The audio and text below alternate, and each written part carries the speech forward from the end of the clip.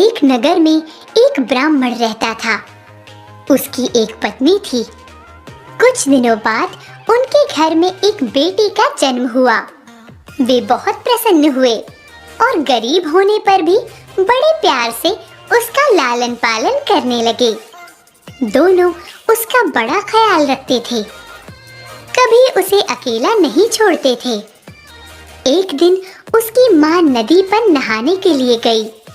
वह अपने पति को अपने बेटे के पास बैठा गई।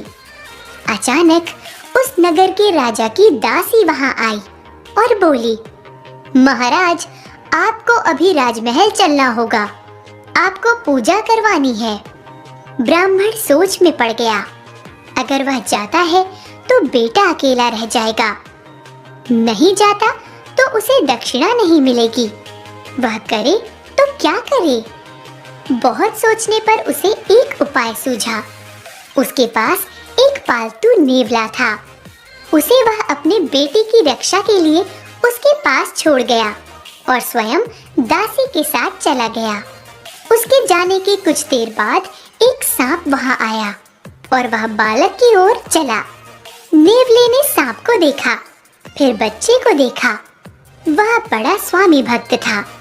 स्वामी के बेटे के प्राणों की रक्षा करने के लिए उसने सांप पर हमला बोल दिया और उसके टुकड़े टुकड़े कर डाले। थोड़ी देर बाद बहुत सारी दक्षिणा लेकर वह ब्राह्मण अपने घर लौटा। नेवला उसे दरवाजे पर ही मिला।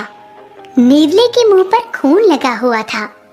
उसने समझा कि इस नेवले ने मेरे बेटे को मार डाला है। बस यह सोचते ही उसने एक बड़ा सा पत्थर उठाकर नेवले पर दे मारा। बेचारा नेवला उसी समय मर गया। अब ब्राह्मण अंदर गया।